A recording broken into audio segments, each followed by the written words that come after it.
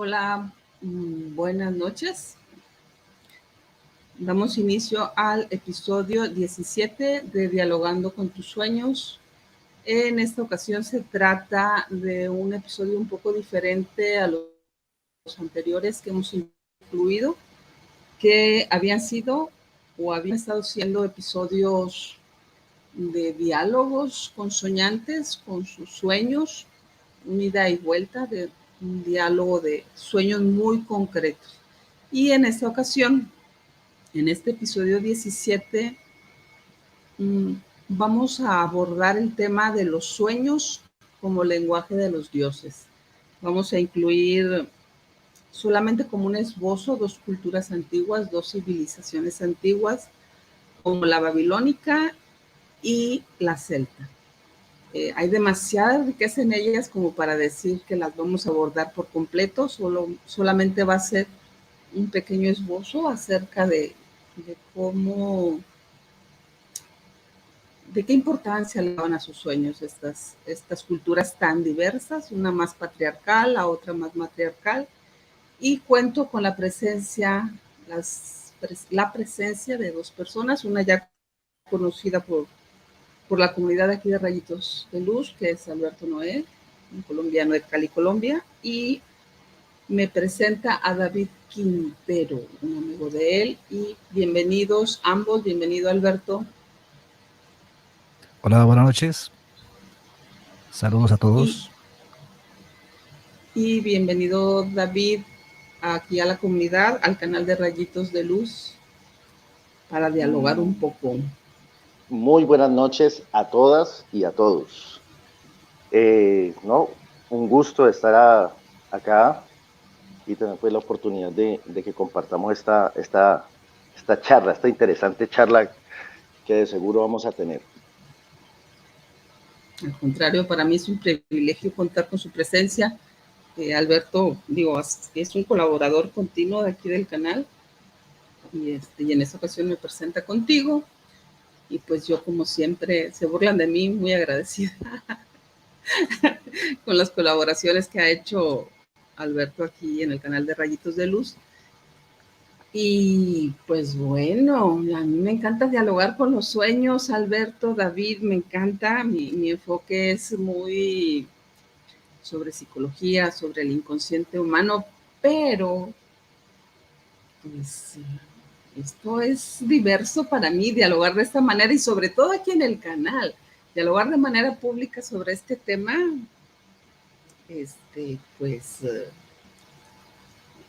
iniciemos, David. ¿Qué nos puedes decir tú? ¿Iniciamos con los babilónicos, con Babilonia? Bueno, yo diría que antes de que empecemos pues como entrar en materia, valdría la pena resaltar que el lenguaje onírico no es solamente una manifestación que ha quedado a nivel de una experiencia individual, porque hoy por hoy se ve así. Es decir, cuando hablas del lenguaje de los sueños, hoy por hoy la gente lo percibe como una experiencia individual, bueno, por motivos, bueno, de muchas índoles. De aprendizaje personal a veces. Exacto, pero hay algo que estamos perdiendo de vista ahí, y es lo que nos trae hoy a este punto. Es que realmente desde el inicio del ser humano, el lenguaje onírico fue la base de la estructura social, porque cuando el ser humano logra establecer contacto con sus deidades, a partir de esos contactos es que el ser humano empieza a estructurar una sociedad con unos cánones, con unos valores, con unas reglas, bueno, con unos márgenes que nos empiezan a delimitar. Entonces ahí el lenguaje onírico, el lenguaje de los sueños no es tan simple. Ahí ya vemos que en la antigüedad el lenguaje onírico básicamente es supremamente importante y es definitivo para la vida diaria de aquellas personas, a diferencia de hoy. Sí, ahora como nuestras culturas actuales son más individualistas, es la manera en que lo percibimos para un beneficio personal. Igual y hay personas o hay soñantes que le dan un valor de servicio, pero de un servicio, pues de otro tipo, que por aquí hay contenido aquí en el canal, soñantes que reciben mensajes y que entregan mensajes, pero aquí hablando de las antiguas civilizaciones, tiene razón, era el dialogando con tus sueños en la actualidad, por ejemplo, como aquí lo he incluido en algunos episodios del podcast, es un dialogando con tu interior, o sea, como para aprender de ti mismo, de lo diurno y lo nocturno. Y en la antigüedad, lo que vamos a abordar ahorita es un diálogo, pero entre el hombre y la divinidad.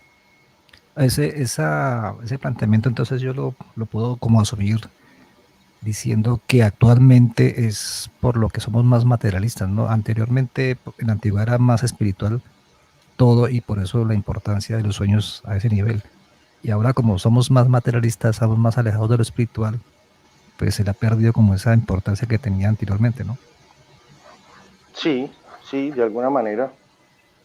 Yo en ese término pienso es de que en ese momento, pues la civilización venía incipiente y no había todavía como un camino claro. Estábamos empezando a estructurar un camino por el cual empezar a trasegar.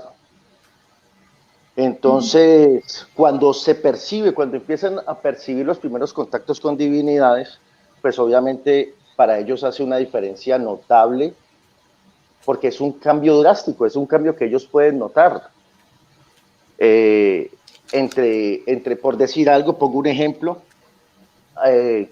hablemos en el periodo de Uruk, hablemos de la Sumeria, que este es un ejemplo de los pocos registros que se tienen. Eh, Cuando aquellos habitantes ubicados entre el Tigris y el Éufrates estaban desarrollando la agricultura, pero pues a un término muy simple todavía. Pero entonces, cuando tiene el primer contacto mediante el sueño con una divinidad, en ese caso sería Uruk, ya hay como términos muy claros, donde les dice exactamente qué es lo que tienen que hacer, donde hay un argumento claro para un desarrollo claro. Entonces, como los cambios para ellos eran tan notables, tan evidentes, porque de tener no sé, unos intentos de cultivos a tener cultivos reales, información que llega mediante el lenguaje onírico de una deidad, entonces pues obviamente eso empieza a cambiar la vida porque tienen acceso a un alimento constante. Entonces, para ellos realmente ese lenguaje onírico que les permitía establecer contacto con las deidades, sí era totalmente contundente, precisamente. Entonces, como era una cosa tan concreta, pues ellos le daban la relevancia, o sea, era lo más relevante para ellos, porque básicamente era lo que estaba empezando a construir su dinámica de vida, diferente a lo que pasa hoy. Entonces, por eso las posturas, la percepción digamos, de esas experiencias, pues son muy diferentes. Oye, David, y en esa cultura, en esa civilización, el diálogo, o si el diálogo con sus sueños y con sus dioses a través de los sueños, eh, de manera, por llamarlo de alguna manera, ¿cuál era el proceso? O sea, ¿quiénes Bueno, eran los soñantes privilegiados? ¿Cuáles eran los sueños que se valoraban? a ver, para ser muy claros, cuando hablamos, por ejemplo, de la protosumeria y de la sumeria como tal, todavía no hay registros muy claros. De Ajá. hecho, pues lo primero que tenemos que tener en cuenta es que es una lengua muerta, una lengua muy antigua. Uh-huh. Se está, pues, aunque el proceso de los arqueólogos llevan muchos años ya, pues es complejo determinar cosas tan puntuales. Entonces, se tiene una información de un rasgo más general. De forma detallada no lo hay, no se puede estimar pues de que solo haya existe sido como un registro de... general, Ajá. de un suceso general, Ajá. un suceso que cubre como la generalidad de esa sociedad. Todavía no llegan, digamos, no habían manuscritos que nos pudieran dar ejemplos tan claros como ya en el periodo neobabilónico, por ejemplo, con Nabucodonosor, que pues ya pues, los registros que tenemos todos, que ya hemos conocido por haber conocido a lo mejor nos podrías recordar a los que tenemos mala memoria. Por ejemplo, el caso de Daniel con Nabucodonosor, cuando Nabucodonosor tiene un sueño que ni él mismo recuerda, y pues él empieza desesperadamente porque siente que el sueño tiene algo amenazante para él. Entonces él llama digamos que a los eruditos de su corte, y pues es imposible que alguien pueda hasta ese momento decir: rey, usted se soñó esto, esto y aquello, porque pues el que había tenido el sueño era él. Pero entonces aparece Daniel, que tiene la revelación de su deidad, que en este caso es Jehová, le manifiesta el sueño y le da la explicación. Pues el sueño consta de una estatua que tiene cabeza de oro, pechera de bronce, vientre de plata, piernas de hierro, pies de barro y hierro cocido. Básicamente lo que le querían decir era que los imperios que se iban a suceder después de él iban a ser imperios que iban en detrimento. Y él digamos, como ejemplo de un imperio, porque él era la cabeza dorada. Entonces, y advirtiéndole de que no se preocupara, pues así lo percibo yo, esto ya es un concepto individual, de que no se preocupara, que él no estaba amenazado por otros imperios, básicamente es eso.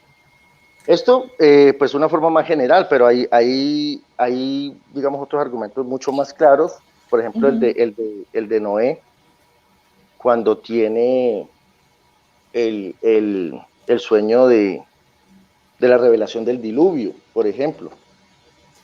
Pues se dice que ellos no conocían la lluvia, primero, ¿no? Todavía no manejaban muy bien digamos, el tránsito fluvial. Pero en el sueño, Jehová a Noé le da, le da información muy detallada de cómo lo tienen que construir. Entonces, pues aquí sí empezamos a tener un contexto muy diferente, muy focal ya, muy preciso, porque le da la medida, qué tamaño debe tener. Entonces, ahí hay unos argumentos técnicos, de los cuales desconocía Noé. Entonces, ahí sí vemos que ya el lenguaje, digamos, en ese caso, el lenguaje onírico tiene una propiedad específica, tiene una misión puntual, y el argumento es un argumento que viene de algún lado. No es solamente con datos muy concretos, ¿no? Exacto, no es solamente una manifestación del subconsciente o el inconsciente, no. Ahí sí ya vale la pena pues pensar en eso porque pues desde el punto de vista lógico, alguien que no tiene idea de cómo se construye un barco, pues se sueña y que le digan el barco se construye así, asá, con estas medidas, pues de algún lado tiene que venir esa información, desde mi perspectiva, al menos eso pienso yo, pues. Pues pero sí, bueno, lo que pasa que, por ejemplo, mande, Alberto. Sí, no, quería anotar algo, es que hay una diferencia ahí entre este sueño y el otro que me parece importante resaltar, es que en el primero es como más interpretativo, ¿no? Y en el segundo es más informativo. Exacto, Alberto, buen punto. Hay unos, sí, porque es que de acuerdo como digamos que de acuerdo al tránsito por el que van estos pueblos, asimismo se suceden sus revelaciones en sus sueños, sus contactos con sus deidades. Y lo que dice Alberto es bien muy importante, porque hay unos que son interpretativos, que están ligados a la interpretación de algunos, y hay otros que son puntuales, que no tienen, pues que son irrebatibles, que ya eso no tiene otra manera de interpretarse porque son puntuales. Sí, hay una diferencia. ¿Sabes qué? Lo que era antes sigue siendo en la actualidad. Sí sabes eso, ¿no? O sí saben eso. Aquí en el canal tenemos una soñante que le dan datos concretos de nombres, apellidos, calles y qué hacer de manera puntual y concreta. Caramba, no lo sabía. No son sueños de interpretación. Hay contenido aquí en Dialogando con tus sueños que le dan datos concretos, así, punto.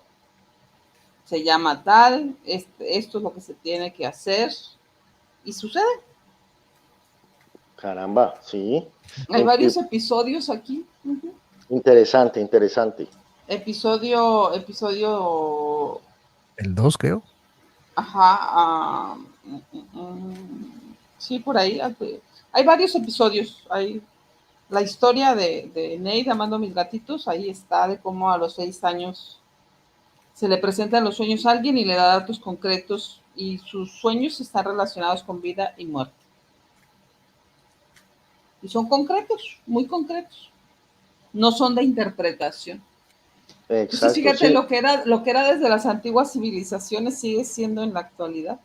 Porque el otro material se le llama, bueno, se le puede llamar de mil maneras, pero yo le llamo como material muy sutil, y el otro es material concreto. Ambos vienen de donde mismo, ambos vienen, pues de donde mismo, en el sentido de un lugar no determinado.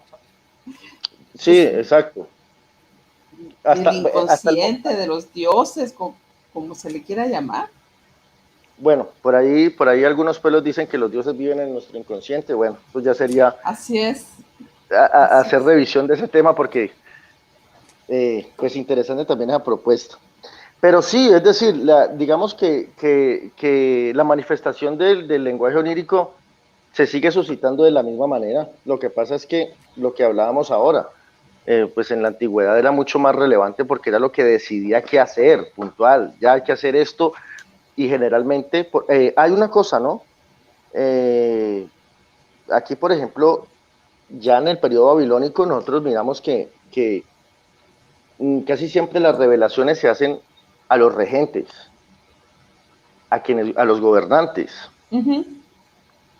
Entonces, digamos que ese mensaje sí está muy, muy bien focalizado. No iba a llegar a un esclavo, no iba a llegar a un sirviente, no iba a llegar a un granjero, no. Llegaba puntualmente al que determinaba unas acciones que iban a involucrar a todo el pueblo. La cultura. Uh-huh. Exacto. Pues eran los sueños que se valoraban, ¿no? Porque a fin de cuentas era en el gobernante, en el rey, o en como se determinara, era donde estaba. Sí, exacto, pero si lo notas, la relación que ellos tienen con su deidad es igual. Aquí, por ejemplo, ya cuando en el periodo babilónico, ya, a diferencia de la Sumeria, del Acadio, por ejemplo, vemos que hay un solo Dios, único, omnisciente, omnipresente, y que no hay espacio para nadie más. Entonces, digamos que la transmutación de ese concepto se empieza a focalizar mediante ese lenguaje onírico, y es aceptado y asimilado por los mismos gobernantes, y los mismos gobernantes estructuran una sociedad con esos mismos cánones. Es una sociedad patriarcal, uh-huh, dominada por el hombre, donde la mujer tiene un papel definitivamente mermado, uh-huh, y por decirlo de alguna palabra, porque prácticamente eran esclavas. Sí. Exacto, entonces, si ves, digamos que hay una diferencia entre la interpretación de las deidades, perdón, de la interpretación de los soñantes de aquel momento con sus deidades, formando una relación simbiótica ahí que les permite construir una sociedad, pero amparada con los valores de la deidad. Entonces, exacto, entonces empezamos a ver ahí, porque por ejemplo, mira, voy a citar otro ejemplo, de esos ejemplos contundentes. No sé si lo había mencionado, perdón, del rey Gudea, de Lagash. No. No. Bueno, el rey Gudea de Lagash, eso es uno de los últimos periodos sumerios. Tuvo una revelación en sueño de Ninjirsu, que era la deidad, digamos que la deidad más importante en esa ciudad, la ciudad de Jirsu. Esta deidad en los sueños digamos que le demanda al rey Gudea que tiene que reconstruir su templo principal y tiene que empezar a construir templos de adoración para él mismo, o sea, para Ninjirsu. Lo importante o digamos lo curioso de este sueño, de este evento, es que Ninjirsu le da planos del templo con medidas muy exactas, o sea, una información muy precisa. Pues si ya le está entregando planos, pues hablemos de un diseño. Cuando hablamos de un diseño es porque algo que ha sido predeterminado, ¿no? Entonces me parece interesante ese caso hablando del lenguaje onírico, que nos remitimos otra vez. Tú, más allá de lo que has leído, estudiado, que te gusta aprender, que te apasiona el tema de esas culturas, de esas civilizaciones, cuando ya lees, aprendes a través de todo este tiempo que te ha gustado estudiar, ¿qué opinión o qué pensamiento te da cuando en los sueños llegan datos tan concretos? A ver, yo... O sea, cuando viene ya un diseño, cuando ya viene un diseño, unas medidas, de decir, haces esto y esto, A, B, C y D. Ya, bueno, yo tengo, no sé si llamarlo creencia o una percepción, llamémoslo más bien percepción. Ajá. A ver, voy a tratar de resumirlo para no alargarme mucho en el tema. Digamos que el universo, al menos que nosotros conocemos, todo está compuesto de energía. No hay nada que no exista donde no existe la energía. De hecho, todo es energía. Lo que existe es energía. Bueno, la información en sí misma es energía. Toda la información es energía. Ok. Yo lo que pienso es que nuestro cerebro puede accesar a un cúmulo o a esa fuente de conocimiento que pulula en todo el universo. Yo pienso que en el universo, dentro de esa materia de energía, está impresa o está impreso todo el conocimiento que pueda existir, al menos en este plano. Y pienso que nosotros de alguna manera, no sé si todos con el potencial de hacerlo a voluntad,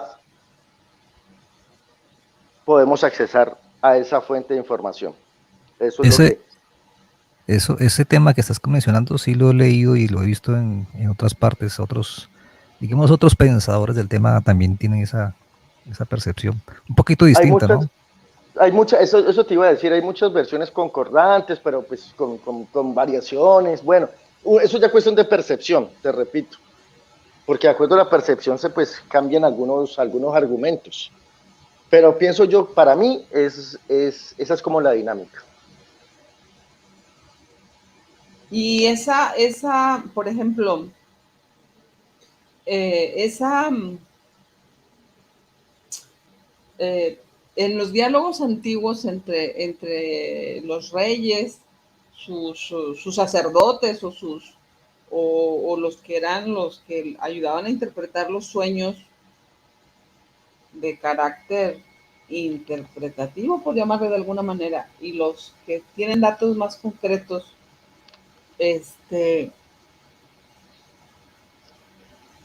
¿cómo te puedo decir? ¿Cuál es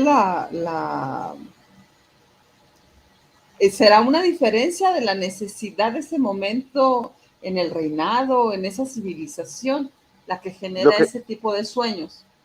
lo que te decía ahora, por eso te decía, eso todo, y para mí es claro que todo parte de acuerdo a la necesidad de quien lo está soñando, porque para mí cuenta mucho la estructura, su estructura mental, que Ujú, naturalmente está compuesta de su estructura social. ujú. Mira, doy un brinquito para nosotros ínfimo, pero pues en años sería muy grande. Yo te cito, por ejemplo, a hacer una comparación, por ejemplo, entre los sueños que estamos hablando aquí de Judea y De del Nabucodonosor. periodo babilónico, exacto, con los, con las manifestaciones de sueño, por ejemplo, de los celtas. Ujú. Y vas a ver que ya la dinámica del lenguaje cambia, porque las necesidades son otras. Y es muy definitivo, porque ya, entonces, las deidades que empiezan a comunicarse con los celtas no lo hacen para un gobernante que realice unas actividades que van a generalizar, que van a cubrir a toda su sociedad, sino que empieza a haber un diálogo mucho más individual, pero sopesado siempre en una necesidad, en la necesidad del pueblo, que es una necesidad general. A qué voy? Ya, por ejemplo, podés notar, se puede notar que las manifestaciones sí, las manifestaciones o los mensajes dados por las deidades están mucho Es que más. fíjate que sí está bien interesante lo que dices, David, porque conforme tú sabes, o sea, bueno, no tú, David, sino los seres humanos, conforme sabemos o conforme sabían en la civilización babilónica cuál era la necesidad de los sueños o cuál era la necesidad de la comunicación con los dioses, de los que estaban alrededor del rey, por decir. Ya sabían que los sueños de valor eran los del rey. Entonces ya había Exacto, una predisposición para eso. En la cultura exacto, celta ya había esa predisposición. Entonces exacto, lo diurno y lo nocturno circulaba de esa manera porque desde lo diurno ya se tenía esa predisposición. Yolanda eh, Moreno, viniéndonos a la actualidad, le da valor a sus sueños, pues los recuerda con facilidad. Y un montón de personas en la actualidad no se lo dan, dicen, no, pues yo no sueño. ¿Por qué? Porque hay una predisposición social, personal, familiar, para cómo yo me relaciono con los sueños, cómo la comunidad, cómo la civilización o cómo la cultura se va relacionando con sus sueños y va el constructo de aquí hacia el sueño, del sueño hacia mí en lo individual, en la actualidad o hacia el exacto, soñante, y cómo en la cultura sumeria o babilónica, cómo el rey era el número uno y era el que determinaba el destino de ese reinado. Entonces ya hay esa predisposición. Está bien interesante lo que dices y es muy verdadero. exactamente lo que acabas de decir, no puede ser más claro. Entonces sí hay una relevancia en cuanto a la estructura mental, para, digamos, para que se suceda ese trámite del lenguaje onírico del sueño, y, y eso es determinante. Y se manifiesta así, te repito, porque, por ejemplo, cuando, hablando de los celtas, retomo, los sueños están más enfocados, por ejemplo, que en la agricultura, porque eso era algo primario para ellos, que entonces que en la guerra, para defender sus predios, que aquí empieza a haber digamos que una metamorfosis acerca de la interpretación del medio. ¿Cómo, O, perdón? empieza a haber una metamorfosis en cuanto a la interpretación o la aceptación del medio que los rodea, del hábitat. Ajá. ¿Por qué? Porque es que dentro de la estructura celta, pues hablemos de algunos argumentos que se tienen. dentro de los registros rúnicos, comparados con algunas fuentes algunas fuentes grecorromanas. No se puede, a ver, lo primero que todo, alguna salvedad, no se puede generalizar en cuanto a, esto abre un espacio. No hay problema, David, porque yo desde un principio aclaré que lo que nosotros aquí estamos planteando solo es un esbozo de dos grandes civilizaciones muy diversas y que abarcan periodos de tiempo muy largos. Solamente es hacer un esbozo de un diálogo con los sueños, con los dioses a través de sus sueños, pero es solo un esbozo, un diálogo aquí entre amigos sobre ese tema, no, sin ningún problema, okay. No somos los dueños de la verdad sobre esas civilizaciones. Exacto, sí.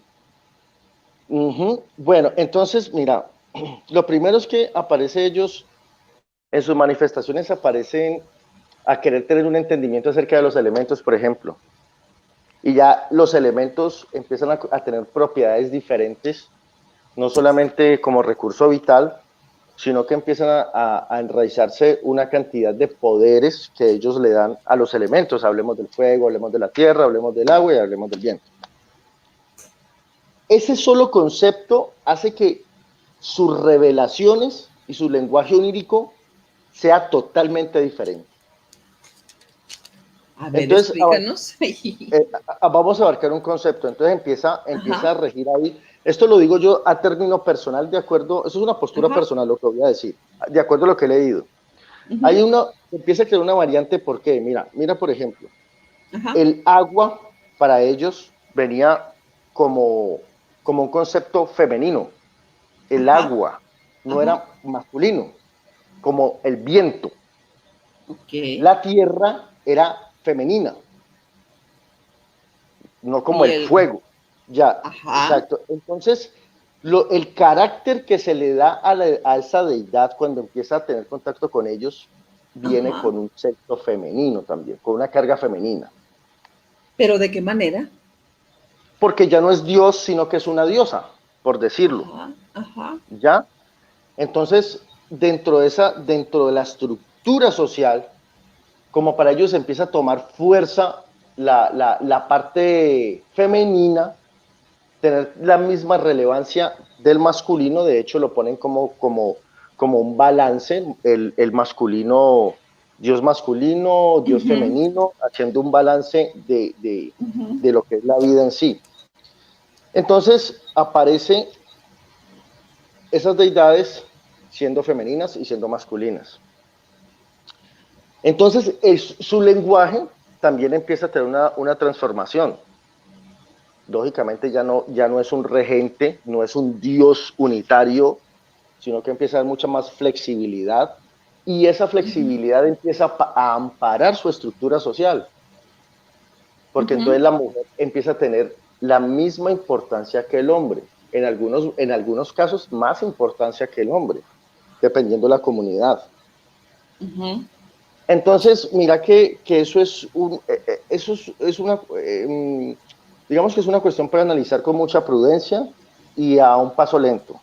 No, bueno, y aparte de todo, pues son nuestros puntos de vista, como lo dije hace un momento, no somos dueños de la verdad de ninguna manera, son solo nuestros puntos de vista, y tú nos compartes, porque yo realmente de la cultura celta, yo sé muy, muy poquito, a mí me gusta aprender, me considero un aprendiz de la vida y de los sueños, y en ese sentido, pues desconozco por completo el tema. Yo ahorita que platicas acerca de los elementos, yo no es que sea experta, pero he leído un poco del tema de la cultura china a través del I Ching, y el I Ching también basa por ahí temas de pues lo femenino y lo masculino a través del yin y el yang, y a través de los hexagramas como el padre, la madre, pues bueno, tiene nombres chinos, Ken, Chen, el hijo mayor, el hijo del medio, el hijo menor, todo eso. Entonces siempre es como en el yin y el yang está también lo dual. Nada más que el yin y el yang incluye, en lo masculino incluye algo de femenino, y en lo femenino algo de masculino. Entonces es muy interesante cómo las diversas culturas como dices tú, a través de estructuras mentales, de símbolos, va generando una estructura social y bueno, en este caso el enfoque es a través de los sueños.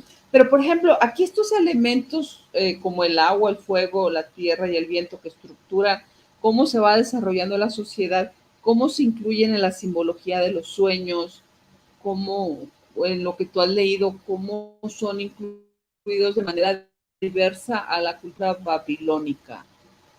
Bueno, no, la cuestión de los elementos no está impresa en la cultura babilónica. No, Eh, ajá, pero me en la refiero cultura cómo celta, estos,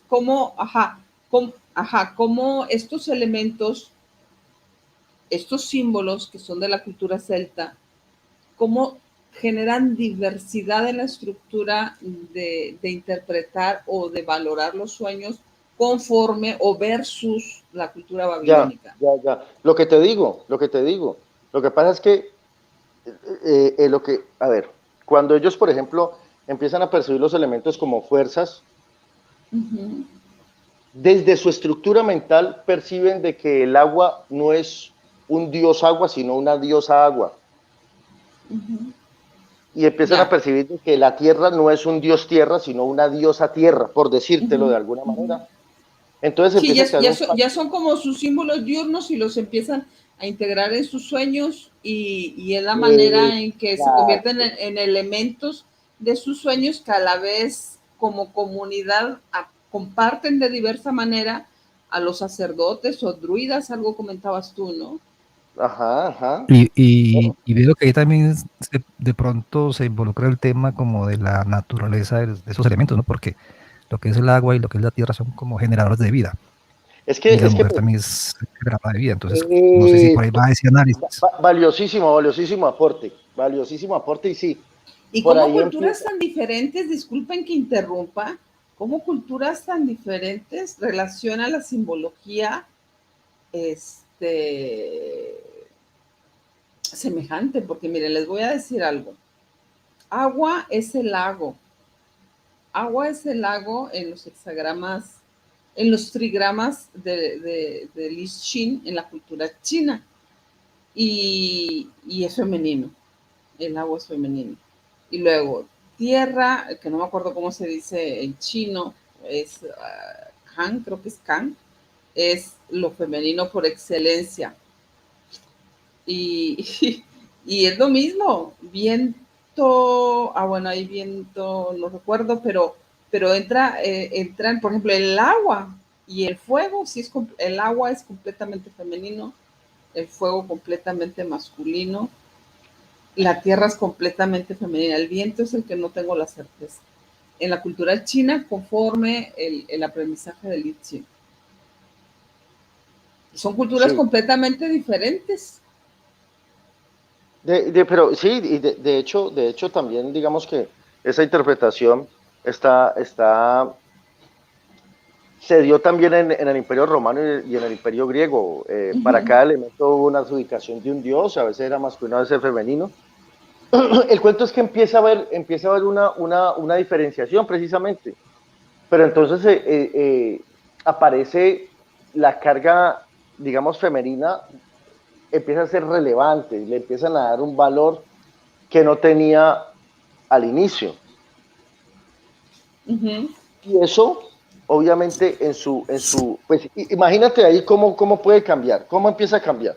Por ejemplo, como ya hay deidades femeninas, entonces la mujer tiene acceso a los argumentos de las deidades. Perdón. Por eso, entonces aparecen también las sacerdotisas. Uh-huh. Ya empieza a haber una vinculación de la mujer en una parte fundamental, relevante para la comunidad. A partir de que empieza a haber esa diferenciación, entonces el lenguaje onírico se transforma también, por decirlo de alguna manera, porque las mujeres empiezan a percibir esas revelaciones por parte de sus deidades. O sea que sí ya empieza a haber un cambio, y un cambio puntual, porque ya las empiezan a registrar. Ellos ya, mejor dicho, las mujeres empiezan a comunicarse con las deidades, cosa que no Uh-huh. sucedía antes. O que no sucedía, bueno, antes en esa cultura y que pues no sé de qué manera sucedió acá por Babilonia, ¿no? No, ahí te digo que es que de hecho, de hecho pues que dentro de los registros No eran hasta ahora, tomadas en consideración. no, para nada, era básicamente una esclava. Qué cosa. No soñaban las criaturas del Señor, chinga, perdón, Pero soy era, mal pero hablada. no, pero era parte de su estructura. Yo creo que estaban tan focalizadas y el argumento social las tenía tan impresos, al igual que los esclavos hombres. ¿Tú qué crees? Bueno, desde el estudio, sin entrar en... ¿Tú qué crees que genera esos puntos de quiebre de esa diversidad de estructura? De estructura Mm, social, de estructura cultural. yo pienso Sí. a ver, cuando se empiezan cuando hay un desarrollo de eventos, hay eventos que son cotidianos y son generales, Uh-huh. pero hay algo que sí tenemos que entender es que nada se queda incólume en la creación, nada se Nada queda que... estático. Ok. Y el pensamiento tampoco se queda estático. Entonces el Okay. pensamiento, al igual que la energía, tiene un recorrido, tiene una evolución constante. El pensamiento está haciendo lo mismo. Lo que pasa es que a nivel de pensamiento, pues hablemos de muchos años dentro de nuestra Uh-huh. cronología. Uh-huh. Uh-huh. Entonces por eso es que se dice, pero mire, 1000 años ellos vivieron así y de un momento a otro empezó a cambiar su estructura de pensamiento y su percepción. No, posiblemente no fue en cuestión el cambio no fue abrupto, de pronto ese pensamiento venía con un trasegar de 300 años a nivel de evolución sobre una generación y sobre la otra. No sé. A veces, ¿qué será? Que la misma naturaleza de su entorno físico sea lo que diferencie la situación, ¿no? Porque, bueno, Un complemento de ambas a para lo mí. poquito que yo podría pensar ahorita a nivel geográfico, pero soy un ignorante, solamente me viene a la mente que hay más riqueza de cuestión de naturaleza, ¿no? En Babilonia, ¿no? No sé si eso también representa una diferencia de situación. O sea, porque yo no es que esté comparando qué está mejor o qué está peor, porque simplemente yo creo que las civilizaciones y los seres humanos somos diversos y no es tema de juicio. Yo lo que me pregunto no es qué está mejor o peor, sino qué genera esas estructuras en las civilizaciones. O sea, ¿qué genera que algunas civilizaciones sean más hacia lo matriarcal y algunas otras civilizaciones más hacia lo patriarcal? Bueno, Entorno, el equilibrio siempre es una búsqueda y nunca un logro, ¿no? Siempre pero es una búsqueda. el entorno, para mí el entorno, El entorno que de su naturaleza, que es de la naturaleza, el por eso hábitat, hablaba yo de eso. El el hábitat, hábitat, exactamente. el Porque hábitat. mira, el hábitat, yo me imagino con los celtas era más rudo, ¿no? ¿Era más qué? Más rudo me refiero más frío, más, no sé, pues Bueno, Babilonia pues entre los dos ríos, yo me imagino que había mucha riqueza de hábitat, no. ¿no? No, cuestión de perspectiva. O sea, hablemos, sí, a ver, cuando hablamos de los celtas estamos hablando de una región bastante grande, inclusive, pues estamos hablando de muchos pueblos. Otra cosa, bueno, perdón, no me saltó. Bueno, estamos hablando de muchos pueblos, retomo, de muchas tribus que componían los celtas. De Ajá. hecho, ellos fueron, digamos, llamados celtas porque eran celtoparlantes. Ese era un Uh-huh, idioma general. uh-huh, Ellos estaban repartidos por todo lo que es Gran Bretaña, Alemania, Dinamarca, lo que hoy es, ¿no? Dinamarca uh-huh. y España. Dentro de todas estas partes vas a encontrar de que la geografía pues tiene distintos argumentos. Lo único que sí te digo es que contaban con mucho más agua que el Imperio Babilónico y el agua en su abundancia Uh-huh. obviamente era una cuestión totalmente diferente en su forma de percibir, el pueblo la percibía diferente, Uh-huh. porque abundaba y digamos que era lo que sostenía la vida. En el Imperio Babilónico, ellos vivían de dos ríos Pero bueno, ubiquemos primero que es un Sí, sitio desértico. tienes razón. Es un Tienes sitio razón, desértico. tienes razón, estaban pegados a 2 ríos, pero en una zona desértica. Sí, era supremamente desértico, donde era muy difícil arar, donde estaban limitados por tiempos, donde digamos que se inundaban se desbordaban estos dos ríos y enriquecían ciertas partes, la mineralizaban para la agricultura, pero estaban supeditados a eso, diferente a lo que les pasaba a los pueblos celtas, que tenían, Sí, digamos, tienes la razón. constancia del agua, la constancia de la pesca, tenían bosques supremamente habitados por una naturaleza que les permitía sustentarse a nivel de caza. Entonces, yo pienso que tenían mucho más elementos desde mi perspectiva. Sí, no, tienes razón tú. Más abundancia. Sí, yo lo relacioné con la riqueza de la cercanía a los ríos, pero ya como amplitud geográfica, pues sí, está esa cuestión de los 2 ríos, pero como si fuera un oasis en un desierto. Ya Exacto. la amplitud geográfica ya habla de una zona desértica. Y esa era la limitación de ellos precisamente, que los que querían tomar agua y comer algo tenían que quedarse ahí dentro de ese reinado que había ahí, porque si salía se moría de sed o de hambre. Entonces era preferible ser esclavo que salir a morir. Es cierto, tienes razón.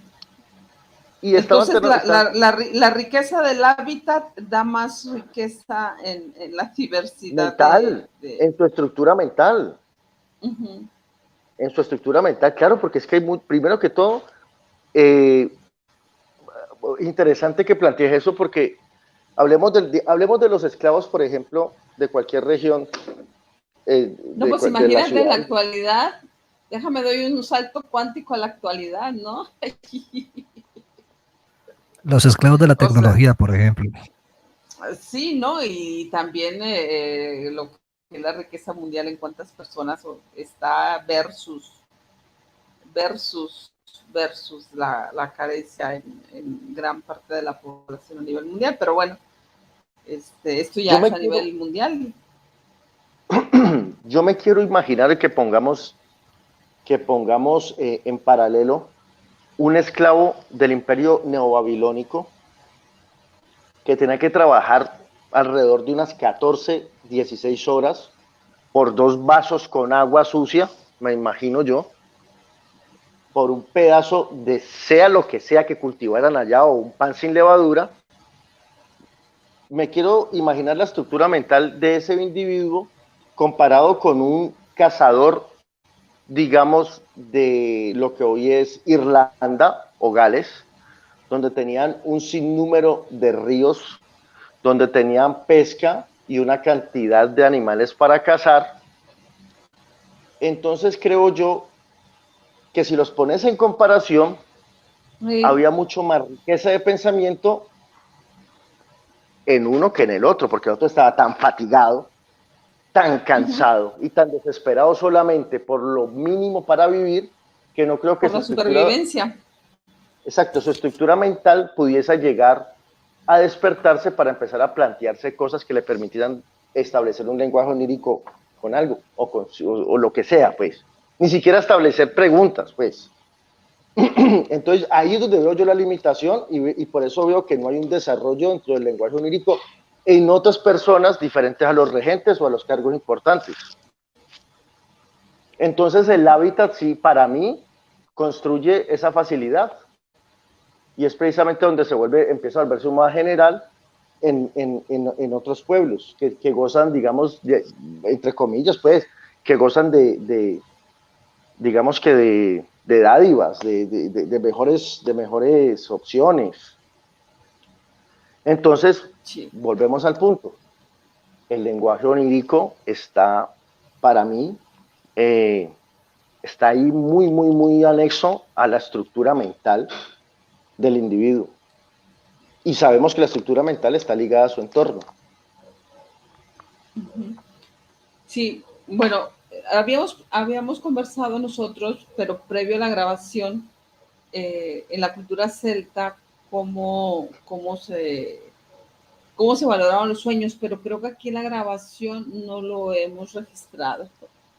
Hemos registrado cómo se valoraban los sueños en la cultura babilónica a través de los sueños de sus reyes, y acá en la cultura celta es de toda la población, ¿o cómo era? Sí, No, cómo era, cómo se valoraban, perdón David, y bueno, cómo los interpretaban, o sí, cómo era el dialogando con esos sueños. sí, cómo era el conducto regular. Ajá. Eh, bueno, subrayo de nuevo que este tema está sometido a estudios por eruditos, ¿ya? Ajá. Hay que establecer de que dentro de las comunidades celtas habían variantes en cuanto a su valoración, ¿ya? A su simbología y a su canon social. ¿Por qué? Porque es que, mira, por ejemplo, de las tribus celtas, voy a mencionar algunas, Uh-huh. estaban, todo el mundo habla de los celtas y cree que es que los celtas eran uno solo. Registrados dentro, con algunas fuentes reales, pues estamos hablando de Estrabón, de Tácito, no nos vamos a meter en eso ahora porque eso nos llevaría a otro, pero fuentes reales, y cuando hablo de fuentes reales, fueron los que en los imperios greco-romanos, en el avance del imperio, estuvieron allá con ellos, con esos pueblos celtas, hicieron unos registros que quedaron escritos, y esos registros se ponen en comparación con con lo que tenemos impreso en piedra, o sea, con la información rúnica. Uh-huh. Entonces, hablando de los pueblos celtas, estaban los brigantes, los parasi, los catubelaunus, los icenos, los volques, los elbios, los osimios, los cimbrios, los lusitanos, los galaicos, los betones, balseos, celtíberos, asturos, Mucho. bueno, demasiados.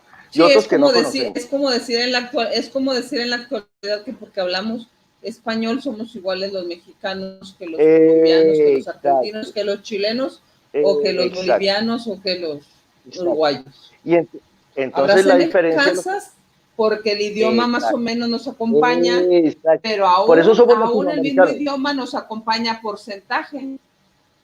Exacto, pero por eso somos latinoamericanos, pero no somos los mismos. Uh-huh. Exactamente lo Uh-huh. mismo.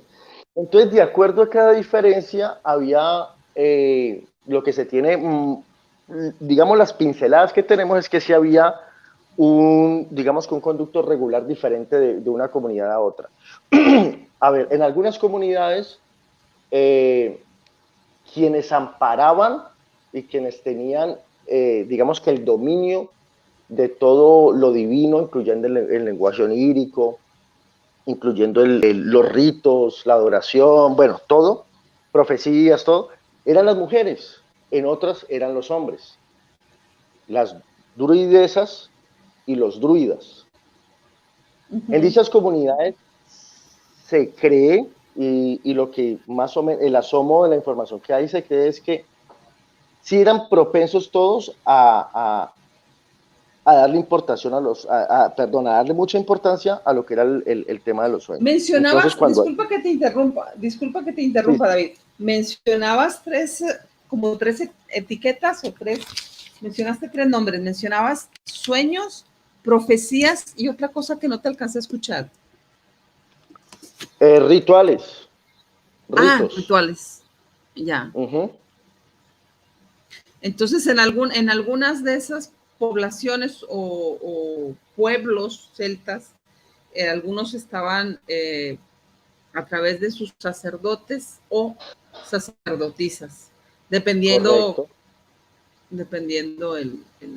el pueblo celta de que se La tratara. comunidad, exacto, exacto. Algunos eran más hacia lo no patriarcal, sino sacerdotes masculinos, y otros más hacia lo femenino, otros mucha Sí, diversidad, sí. supongo. Sí, sí, claro, en algunas comunidades se conoce que quienes lideraban eso eran las mujeres, druidesas. Uh-huh.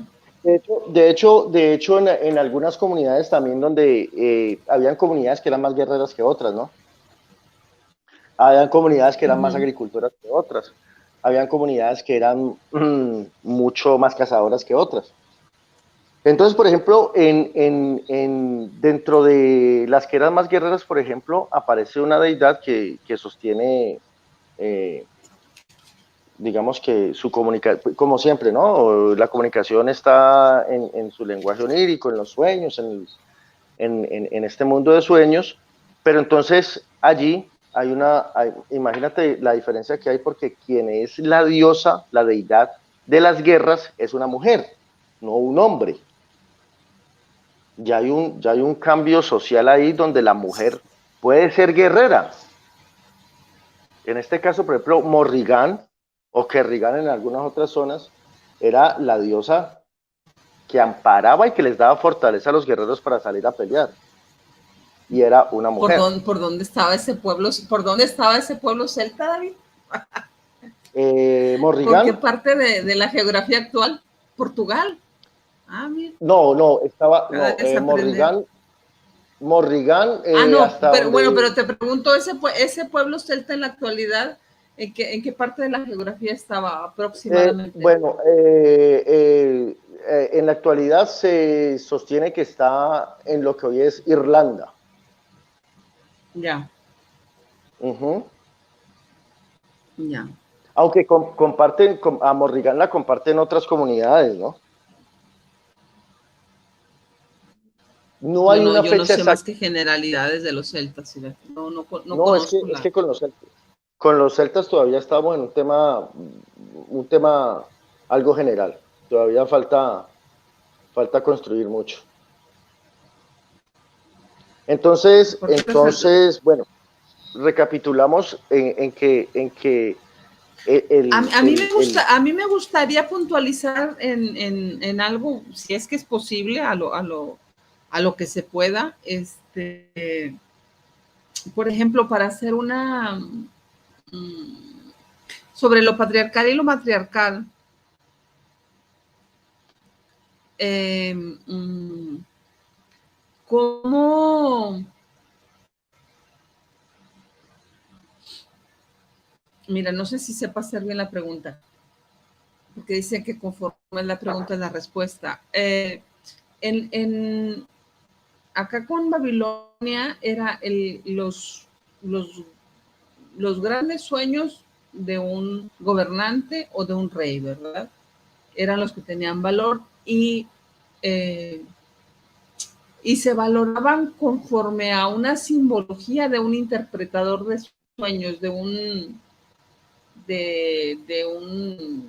Daniel, de los que están registrados en la Biblia.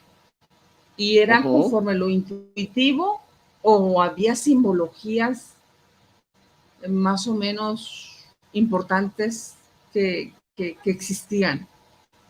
No sé si me Cuando explique. estaba, sí, sí, cuando estaba sometido a interpretación, es intuitivo. Ujú, Se supone, y digamos que el contexto que le dan es que eh, su Dios Jehová, el Dios Jehová, les daba la habilidad de poder interpretarlo.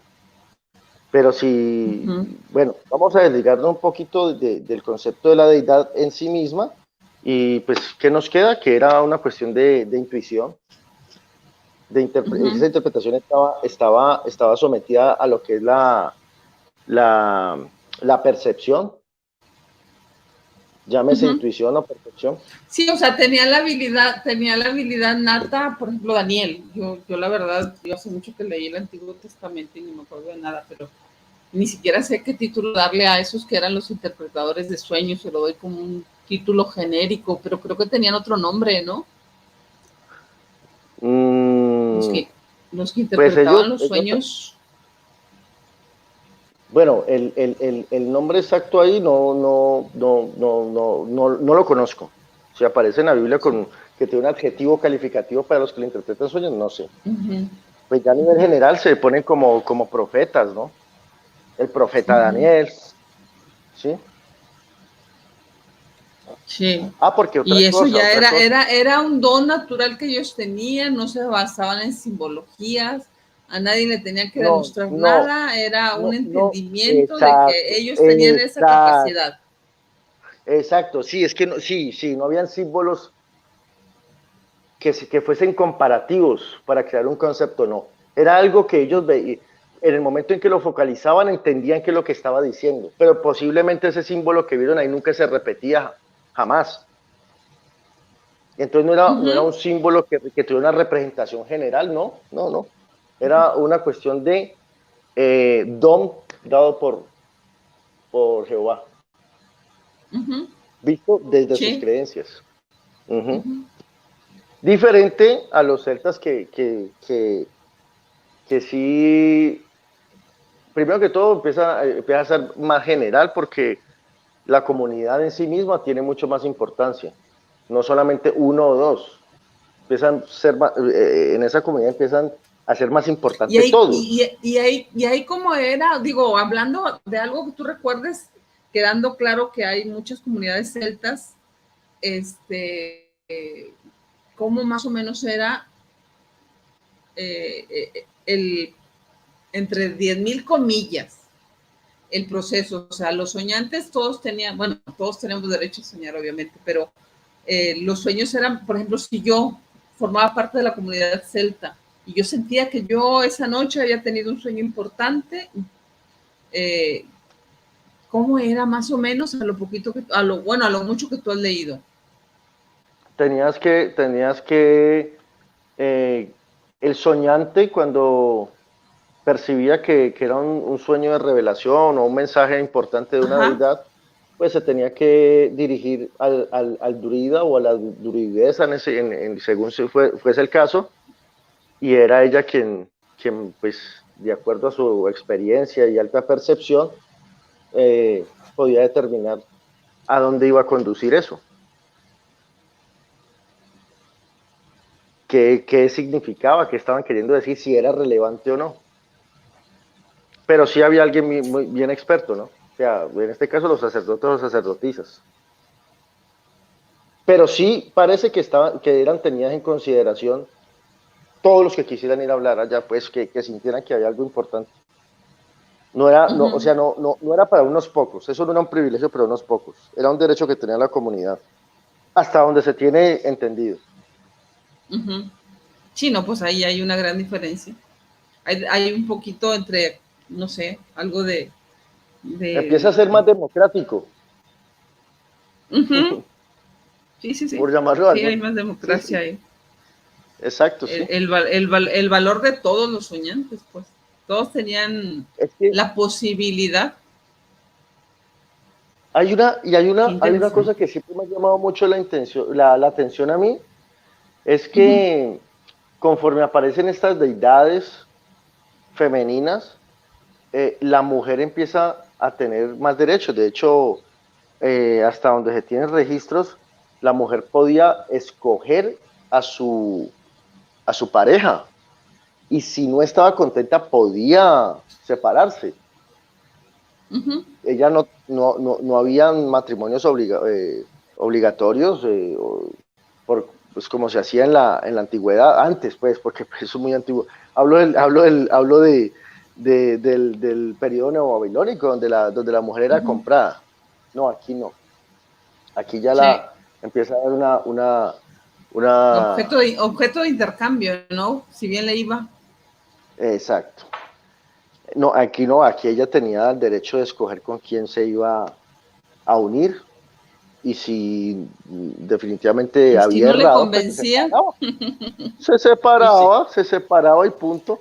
Entonces empieza a haber no sé, es que desde Ya lo que desde, yo he ya conocido, desde, ya desde ahí, David, el tema de lo que tú mencionabas ahí de manera que no es el tema del episodio de hoy, sin embargo, aplica para todo, ya el tema del flujo de energía o la energía, cómo va, viene, cómo fluye a través de nosotros como seres vivientes, ya va a ser muy diversa, cómo va a ser lo mismo es donde lo que masculino y lo femenino es tan determinantemente dominante y tan determinante dominado versus donde hay un flujito más para allá y para acá que se mueve un poco más armoniosamente, ¿no? Precisamente, y a ese punto sí quería llegar, porque entonces ahí la dinámica del lenguaje onírico empieza a tener otra perspectiva. Totalmente. Porque la percepción de una mujer no es la misma percepción de un hombre y eso digamos que en el desarrollo del lenguaje onírico se empieza a percibir, entonces digamos que el contacto con sus deidades y todos digamos, los aportes que pudiesen dar esas deidades a la mujer, pues eran muy diferentes a los que daban a los hombres en otras culturas. Fíjate nada más la diferencia básica, o fíjense nada más la diferencia básica. En Babilonia, soy una ignorante, tú sabes, pero el que hemos estado mencionando es un rey hombre, o sea, Nabucodonosor. Sí. Quien lo interpretaba era un hombre. Sí. Hombres. Y acá, bueno, existía hombres, mujeres como soñantes, hombres, mujeres como interpretadores. Exacto. O sea, ya de ahí hay una riqueza muy diferente en todo. ¿Por qué? Porque es la interioridad del ser humano, hombres, mujeres, lo que proyecta el ser humano desde la mujer, desde el hombre, hacia la comunidad. Entonces, ¿qué diferencia de riqueza de comunidad? Exacto, y sin perder de vista que el asomo de eso en su plataforma, en su punto inicial, es el lenguaje onírico. ¿Por qué? Porque lo que empieza a crear digamos que esa metamorfosis social es lo que ellos empiezan a percibir de sus deidades mediante sus sueños, en su comunicación, pero en sus sueños. O sea que el lenguaje onírico pasa a ser, es una simbiosis extraña, porque es el asomo digamos, para hacer una transmutación del concepto, pero a su vez es el hombre en sí mismo quien hace la estructura del lenguaje onírico. No sé si estoy siendo claro. ¿Pero te estás refiriendo a Babilonia? No, no. Sí, hablemos de eso. Pero puntualmente puntualmente hablo de los celtas. Porque es decir, okay, hablando de cómo empieza a haber un cambio sociocultural. Ajá. Con respecto, o sea, comparando a los celtas con los no babilónicos, empieza a haber un cambio cultural. Y lo que digo yo es que todo ese cambio parte desde la estructura de lo que ellos perciben con sus deidades. Y también de la valoración de la energía femenina y masculina. Sí, pero eso viene mediante el lenguaje onírico. Ahí es donde te digo yo que hay una simbiosis que valdría la pena estudiar, es ¿qué aparece primero? ¿A qué me refiero? Mira, ponme cuidado el punto al que quiero llegar. Ajá. Cuando ellos empiezan a crear una perspectiva diferente de las deidades, digamos que lo empiezan a percibir mediante los sueños, ¿verdad? Que es el primer sistema de comunicación con las deidades, ¿cierto? Las deidades se empiezan a transmutar y se le empieza a dar relevancia a las diosas, ¿cierto? Y ellas se comunican mediante el sueño con los humanos. Pero es el individuo quien estructura el lenguaje onírico. Entonces, van tomados de la mano y pareciera que es un círculo que no se sabe cuál es el principio y cuál es el final. No sé si me hago entender. Sí. Una cosa construye la otra. Una cosa construye la otra de forma simultánea. Y eso es realmente lo bonito y lo complicado del asunto. Y eso es lo que lo hace importante realmente. Que está como una fuerza ahí escondida. Es que esa es la naturaleza de la vida. Exacto, pero si lo analizas de fondo es bien complejo. O sea, tú la pregunta que tú planteas aquí es si la estructura social generó esa transmutación, o si la transmutación de lo onírico generó el cambio social. Exacto, ese es el parangón, exacto. Porque es que una cosa construye a otra, el lenguaje onírico está supeditado a la estructura mental, pero es el lenguaje onírico también que alimenta la estructura mental, porque es el que hace revelaciones. Entonces, pues es fíjense como que ahí es la complejo pensar ventaja de que en el panel estamos 2 hombres y una mujer, y yo no tengo el conflicto que tú tienes. Porque, por ejemplo, Porque a ti, ajá, porque a ti como que te cuestiona interiormente o planteas aquí a la mesa esa situación. Y sí, porque lo planteas como querer encontrar no un momento, sino un periodo histórico, por llamarle de alguna manera, de qué sucedió primero, ¿no? Y yo ¿cuál fue el siento que punto mucho... inicial real? Y pues yo siento que como tú mismo decías hace rato, o sea, eh, va fluyendo el ir y venir, no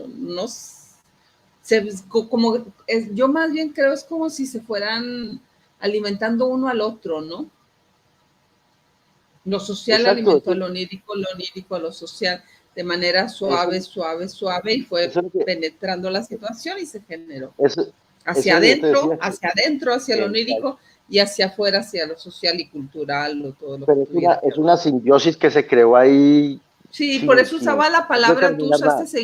tú usaste de manera continua la palabra simbiosis y transmutación, y usaste una palabra que no registré, pero dijiste, es que es raro, porque tú traías ahí tu proceso mental a todo lo que da, traías ahí el hámster, de que querías encontrar ahí qué fue primero, ¿no? Me gustaría en algún momento. De todas formas, pues estamos lejos todavía de poder darle asomo a eso. Pues al menos yo lo veo así, pero sí me gustaría en algún momento poder entender o poder dilucidar cuál fue el punto inicial. A lo mejor no exista, ¿no? A lo mejor los dos vienen juntos. Puede ser. Sí, porque yo creo que como, sí, a lo mejor de origen fueron sociedades que así, aunque no valga la redundancia, así surgieron, ¿no? Lo Sí, que pasa que, ¿sabes qué? A lo mejor en nuestra mente, al estar comparando dos civilizaciones o dos culturas tan diversas, una completamente patriarcal y la otra como más fluida en el equilibrio de energías masculinas y femeninas, estamos queriendo pensar, a ver, ¿en qué momento surgió desde lo patriarcal hacia este equilibrio? Cuando realmente en aquella zona geográfica, a lo mejor no, bueno, desconozco si en algún momento fue algo muy patriarcal o muy matriarcal, o de inicio surgieron así, más equilibradas de origen. Tengo una duda. Pregunta. Mandé. Pregunta de examen. No, es que me perdí un momento por acá que me entró una llamada, pero tengo una inquietud, no sé si ya la hablaron. En la cultura celta o en la antigüedad de los celtas, ¿qué podía estar predominando más si de pronto los sueños que, que eran de interpretación o los sueños así puntuales, concretos? No sé si de pronto no. alguna vez leíste al respecto. Hasta ahora no, es imposible determinarlo. Hasta ahora es imposible determinarlo. Pero Eh, dentro de lo que se sabe, ¿sí se presentaron las dos situaciones o no? sí, claro. De hecho, todo lo que tuviese que ver digamos, como con algún tipo de valoración espiritual desde su perspectiva, es lo que te decía ahora, o sea, el lenguaje onírico, los sueños, lo que estaba impreso en la clarividencia, en la adivinación, en los ritos, todo eso tenía una relevancia, era bastante importante para ellos. Básicamente era como la herramienta por la cual ellos se conducían. Pero ya, llegar pues a determinar cuál era más importante o cómo, no. Sí, Hasta no, donde yo tengo entendido, no hay registro alguno que determine eso. ya. Es que dices que hay pocos registros, ¿verdad? O sea, Eh, por ejemplo, acá en lo babilónico, pues hay registros, aunque no sí que están tan escritos, abundantes, ajá, pero están donde escritos. decían que construyeras con tales dimensiones un templo y con tal diseño, pues imagínate, así o más concreto. Lo Acá en que los pasa es que celtas, ¿habrá algo así? no, no. Vea, es que en esas dos sociedades habían diferencias. Lo que pasa es que Babilonia era un imperio.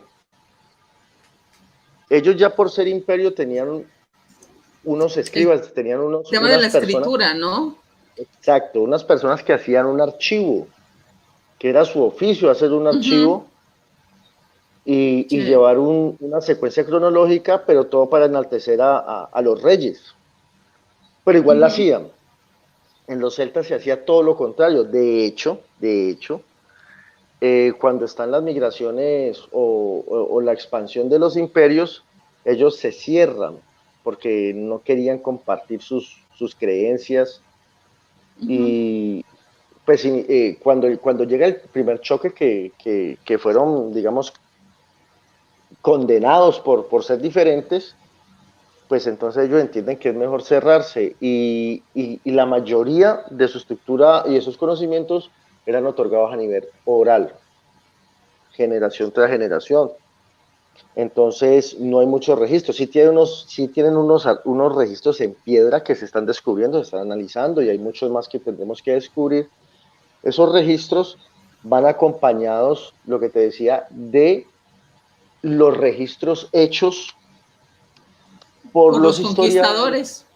Exacto, de la expansión. En este caso voy a citar algunos por si, pues, si los oyentes, algunos quisieran hacer un análisis, un estudio, se pueden remitir a Estrabón, Biodoro Sícolo, Plinio, Pomponio Mela y Tácito. Son grecolatinos y ellos son los que hacen una descripción de esos pueblos estando ellos allá, en primera persona. Dentro de esos registros Ellos iban como acompañantes del imperio, claro, es que eran guerreros, ellos, no, no, los no, que no, no, no, mencionaste no, ahorita. no, no, no, Eran no, eran personas que historiadores. eran personas que cuando ya el imperio había dominado esas zonas, iban a conocer los originarios Exacto. de esas zonas, por llamarle de alguna manera. Eran personas eruditas, entre otras Ajá, cosas, eruditos, eran exactamente. eruditos. Uh-huh, Entonces ellos iban a hacer un análisis social, uh-huh, uh-huh, a uh-huh, hacer un estudio, básicamente era un estudio lo que hacían. uh-huh. Pero entonces, otra cosa es que el análisis de estas fuentes, pues no es algo muy fácil, ¿no? No es como que te digan, mira, entonces ellos prendían una olla así, así, así, y echaban, no, eso está impreso en un lenguaje diferente al que utilizamos nosotros, pues el comportamiento era diferente. Sí, y aparte por más eruditos que fueran, pues eran personas, yo supongo, con gran interés de conocer y de comunicar lo que ahí vieran, aprendieran. Pero si los pueblos celtas tenían ese deseo de ser pueblos cerrados, pues imagina, es, o sea, no sé si me explique, o sea, iban a Sí, encontrar, sí, pero a claro. porcentaje. Exacto, sí eran porcentajes bajos, entonces Es tenían como, que hacer, es como los religiosos que venían después de la conquista aquí en América. Venían con buenos deseos, no eran los guerreros conquistadores, pero pues las personas que eran de los pueblos originarios, pues no les iban a encontrar decir una todo, ¿no? resistencia, encontraban cierta resistencia, claro. Exactamente.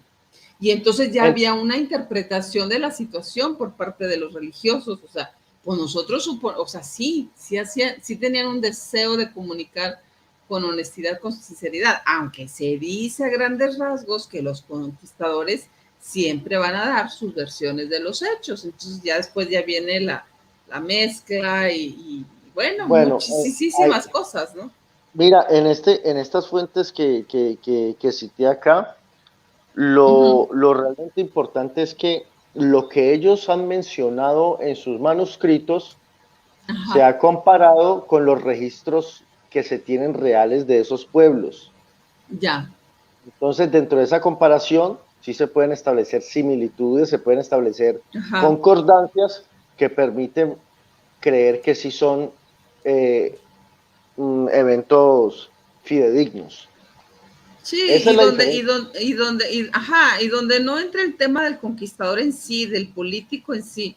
No digo de los políticos actuales, pero siempre ha habido políticos con deseos de venta de verdades, o donde entra un deseo genuino de comunicar historia a través del tiempo, pues hay un deseo de comunicar verdad.